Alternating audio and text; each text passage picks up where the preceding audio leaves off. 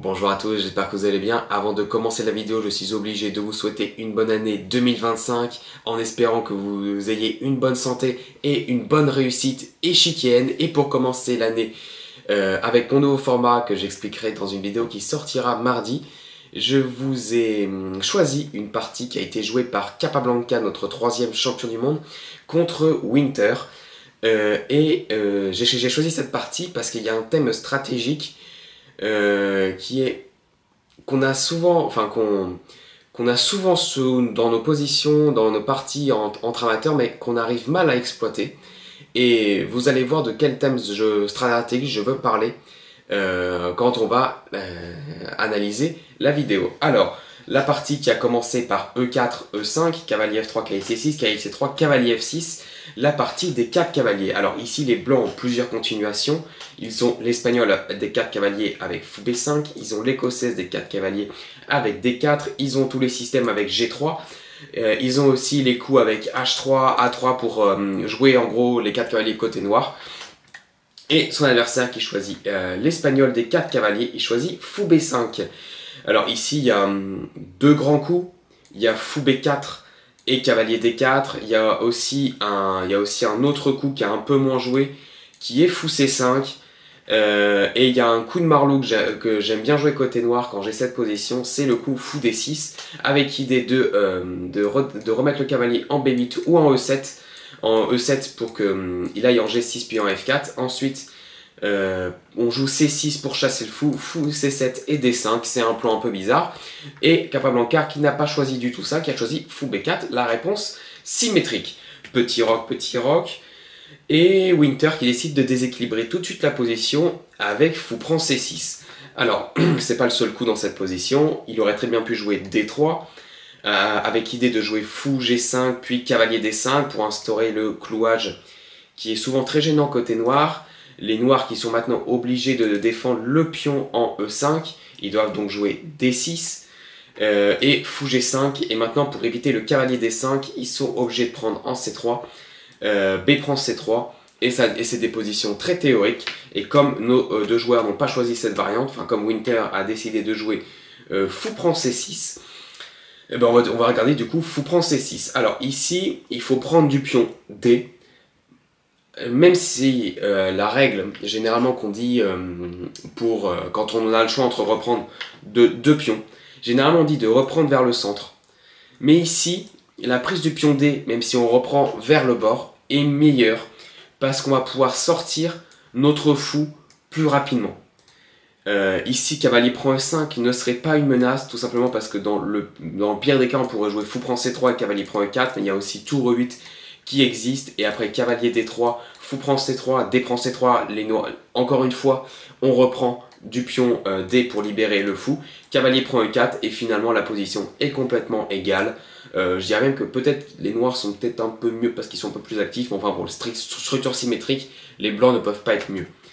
Donc, c'est pour ça que Winter a joué D3. Et ici, il y a plusieurs coups côté noir, et il faut néanmoins défendre le pion en E5, donc on peut le défendre soit par tour E8, qui est le coup le plus naturel, j'ai envie de dire. On peut aussi le défendre par fou G4, qui clouerait le cavalier F3. Mais ici, Capablanca a choisi fou D6. Bon, c'est vrai que son fou en B4 faisait plus grand chose, maintenant que le roi blanc est parti roquer. Donc, il rapatrie son fou en D6 pour protéger son pion en E5. Ici, Winter qui joue fou G5 et j'ai mis une imprécision sur ce coup. Pourquoi? Parce qu'en fait, c'est pas dans le plan de la position. En fait, le clouage, ça c'est bon à savoir si vous jouez ce genre de position, c'est bon à savoir, mais le clouage en fait ici n'est pas gênant. Pourquoi? Parce que la case D5 n'est pas disponible, parce qu'il y a un pion en C6 tout simplement. Donc le clouage en fait ne sert à rien et on verra que même sans le pion en C6, le clouage n'est pas gênant. En réalité ici, la théorie moderne continue par cavalier E2, avec idée de jouer cavalier G3, par exemple fou G4 qui serait pas un bon coup ici, on pourrait jouer cavalier G3, les blancs, les noirs pourraient continuer par un coup, on va dire un coup lambda comme tour E8. Si vraiment on a peur du clouage, on peut jouer H3 et on voit que le cavalier en H5, le cavalier en G3 contrôle la case H5, mais le plan est une fois que le pion en E4 est protégé, on joue C3 puis D4. Voilà le plan de cavalier E2. Mais il a joué fou G5, Capablanca qui joue H6, fou H4, et ici, vous pouvez mettre sur pause si vous voulez chercher le coup stratégique qui a été joué par Capablanca. Et ici, Capablanca n'a pas eu peur d'enfermer son fou et a joué le coup C5. Alors, pourquoi est-ce qu'il a joué C5? Parce qu'il veut surtout pas voir D4. Alors, ça paraît un peu risqué parce que du coup, le fou a autant de mobilité qu'un pion. Donc, c'est vrai que ça enferme vraiment le fou. Mais il ne faut pas oublier que la poussée libératrice D4 serait beaucoup plus intéressante pour les blancs. Et surtout que notre fou, on va pouvoir le remettre, par exemple, une fois que le pion E5 sera protégé, on pourra le mettre en E7 pour tout simplement s'enlever, déjà pour enlever le clouage, mais aussi pour pouvoir l'activer. Et sinon, un autre moyen d'activer le fou, c'est de jouer C6, fou C7 et fou A5. Voilà. Une fois que le pion encore en E5 sera protégé. Et ici, les blancs ont joué l'imprécision cavalier D5. Et si vous voulez mettre sur pause pour chercher le coup qui a été joué par Capablanca, attention, je vous donne un indice. Donc vous pouvez mettre pause là au dernier moment si vous voulez pas d'indice. Mais si vous voulez un indice, il va falloir calculer. Voilà, dans cette position. Et alors, cavalier D5 semble gênant. Là, je vais donner la réponse. Cavalier D5 semble gênant. Mais en réalité, Capablanca n'a absolument pas peur. Et il joue G5.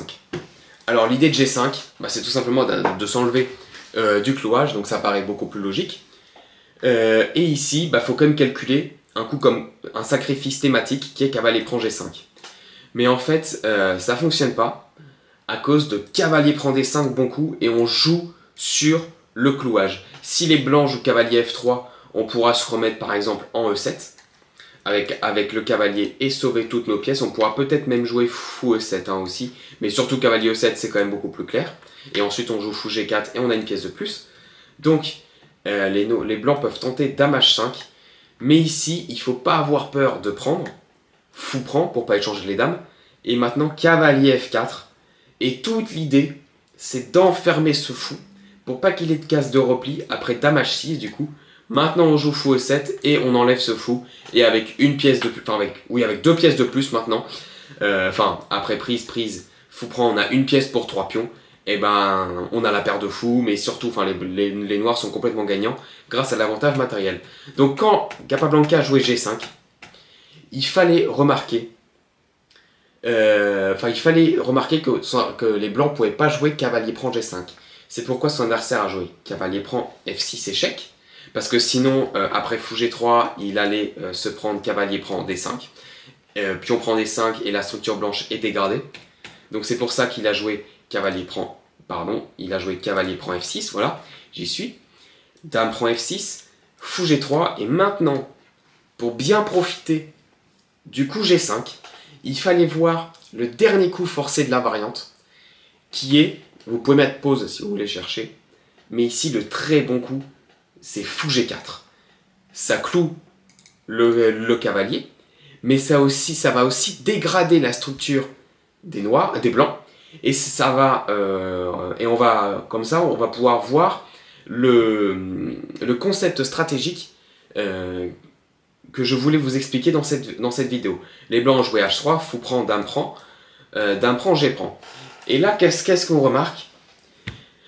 Normalement, c'est quelque chose que vous devez remarquer si vous avez un elo à peu près 1500 feed en partie lente. Vous devez remarquer que le fou G3 est pas bon. Il est enfermé par les pions noirs. Voilà.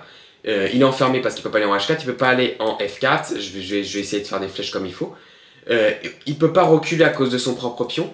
Et il ne peut pas se créer de chemin de manœuvre parce qu'il est toujours bloqué par son propre pion.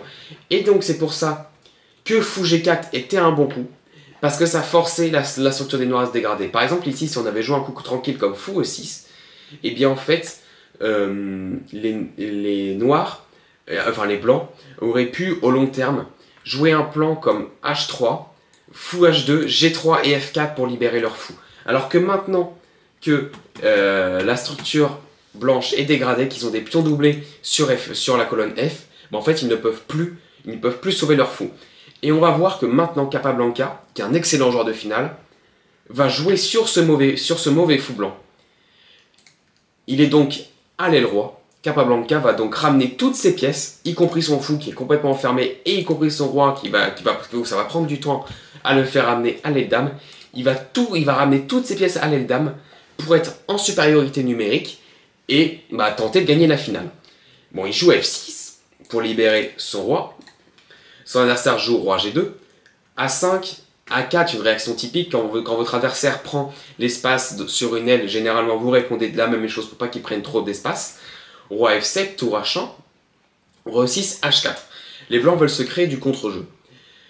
Et ici, quelque chose de très important.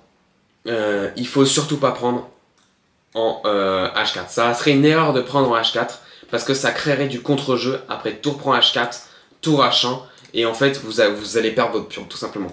Donc ici le mieux c'est de ne toucher à rien et de faire comme Capablanca a fait, de jouer tour FB8 et de continuer son plan sur l'aile dame, en jouant sur l'aile dame. C'est un adversaire qui prend prise et en fait on voit que même si les blancs même si les blancs mettre une tour en H7, en fait c'est pas grave parce que elle peut rien faire. La case de 7 est très bien contrôlée donc il n'y aura jamais de mat. Donc après H prend, tour H7 n'est pas une menace et donc les blancs ont joué B3 et se sont contentés de la passivité. C6, ils préparent B5, enfin les Capablanca préparent B5. B5 ça serait un peu prématuré dans cette position parce qu'après la prise et tour prend, les blancs pourraient bloquer par tour A4 et en fait la tour est bloqueuse sur case blanche. Donc on ne peut pas la dégager par notre fou de case noire. Et ensuite ils vont juste doubler sur A et ils vont nous faire un blocus et on ne va pas pouvoir passer. Donc c'est pour ça que Capablanca a décidé de jouer C6, tour A2, B5, tour H1. Et là, coup très important pour casser la position noire, la position blanche. Il faut voir. Je vais me tromper, je ne sais pas combien de fois dans cette vidéo, mais du coup Capablanca avec les noirs casse la structure des blancs avec le coup C4.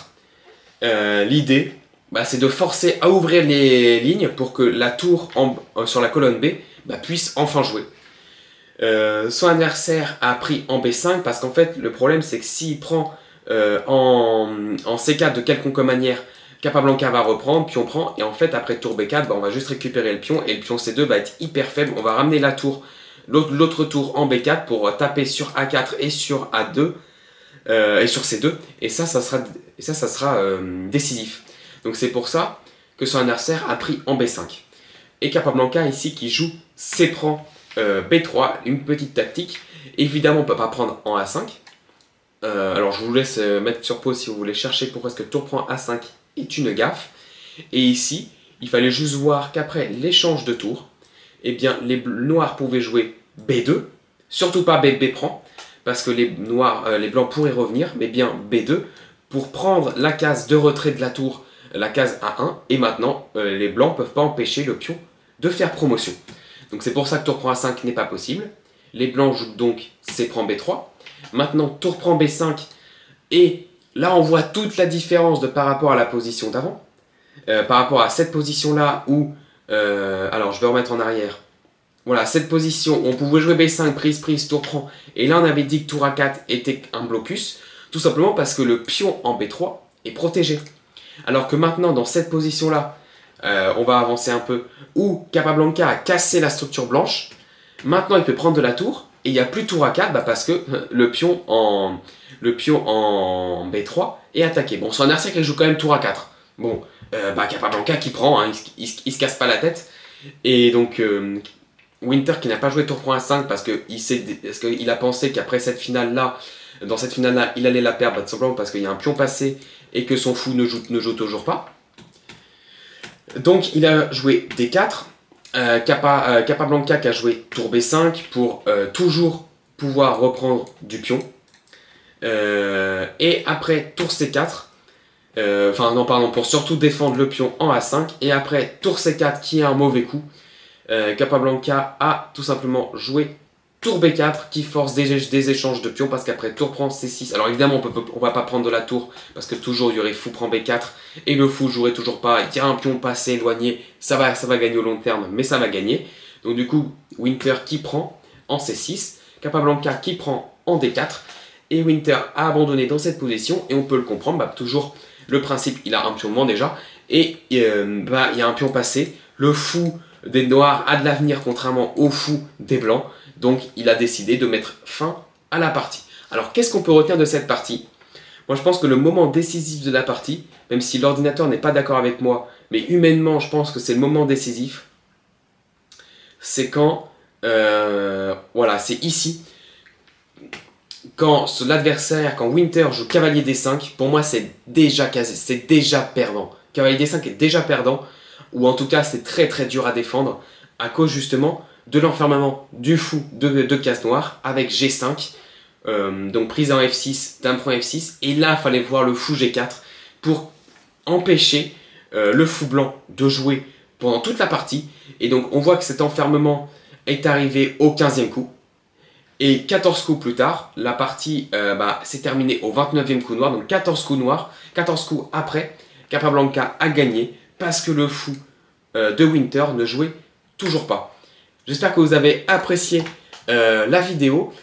J'espère que si vous me trouvez intéressant, si vous trouvez mes commentaires intéressants et pédagogiques, n'hésitez pas à vous abonner, à lâcher un pouce bleu, à partager la vidéo pour développer la chaîne. Et je vous dis à mardi prochain pour la vidéo explicative du nouveau format.